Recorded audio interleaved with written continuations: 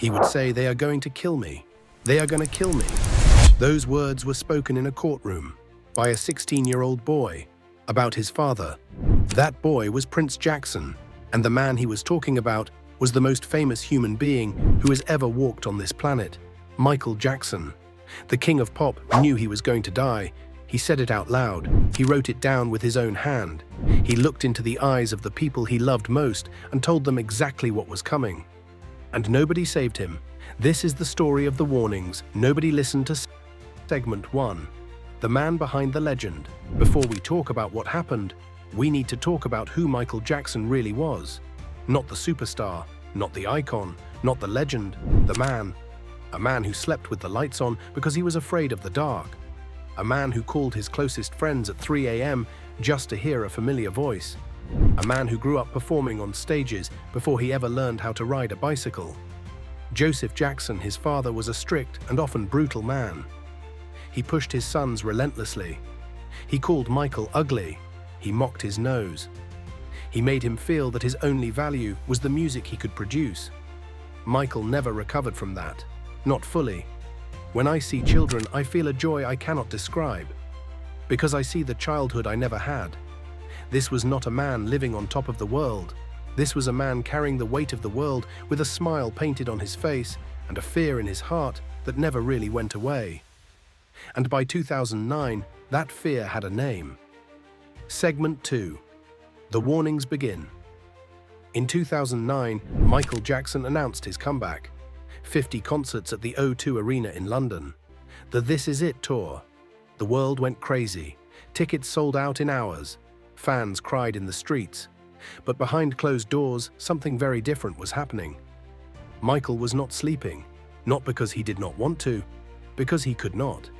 His personal doctor, Conrad Murray, had been giving him propofol, a powerful surgical anesthetic, not to treat an illness, not to manage pain, but just so Michael could sleep every single night. Michael's longtime friend, Michael Jakobshagen, flew from Germany to Los Angeles at Michael's personal request. Michael had begged him to come, and when Jakobshagen arrived, Michael handed him something, handwritten notes, 13 of them, each one carrying the same desperate message: "They are trying to murder me. I am scared about my life." 13 separate notes, written by his own hand, given to a friend he trusted completely. This was not paranoia. This was a man who felt the walls closing in and was desperately reaching out to anyone who would listen. Segment 3. His own children heard it. But it was not just his friend who heard the warnings. His own children heard them too.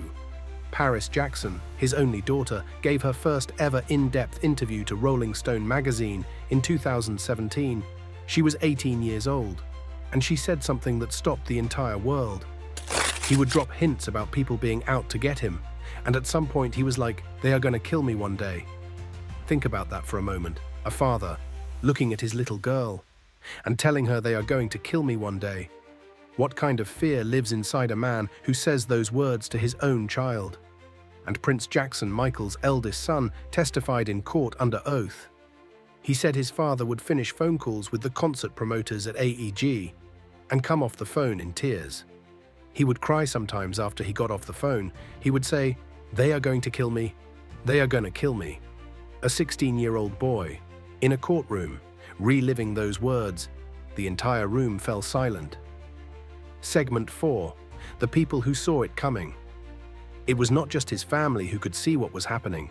The people working closest to him saw it too. Kenny Ortega, the director of the This Is It concerts, broke down in tears on the witness stand. "I saw a Michael that frightened me," Ortega told the jury. Michael had shown up to rehearsal shaking, wrapped in a blanket in the middle of summer. So cold he could barely function. And just days before Michael died, he said something to his tour director that nobody knew what to do with. "God keeps talking to me." His hair and makeup artist, Karen Fay, had been telling people for weeks that Michael was in serious trouble. His own attorney, John Mason, wrote in his memoir Michael had collapsed on stage during rehearsals. Yet he was back at it the next day. Everyone around him could see it. Everyone around him said something, and yet nothing changed. The shows were too important, the money was too big, the machine kept moving, and Michael kept performing, even as his body was shutting down. Segment 5. The last night, June 24, 2009. Michael Jackson's last rehearsal. Security camera footage captured him that night, walking through the Staples Center wrapped in a blanket. Thin, frail, barely recognizable as the man who once commanded entire stadiums with a single glove and a moonwalk. But then the music came on, and Michael Jackson disappeared. And the king of pop returned. He performed as if he knew it was the last time. Because maybe on some level he did. He went home that night. Conrad Murray administered propofol. Michael Jackson never woke up. June 25, 2009, his daughter Paris came upstairs. She was screaming. She looked up at the sky and said, "Daddy, I want to go with you." She was 11 years old. LaToya Jackson, his sister, has never stopped saying what she believes. Michael told me repeatedly that he was going to be murdered. They were going to kill him because of his publishing. He went into details about the people involved. Whether you believe it was murder or a tragic accident or something in between, one thing is undeniable. Michael Jackson knew something was wrong. He felt it. He said it. He wrote it down. He told his children. He told his sister. He told his friends.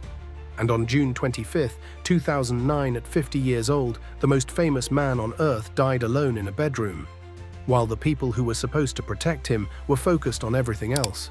He warned them. He warned all of them. They just were not listening. And that is the saddest part of all.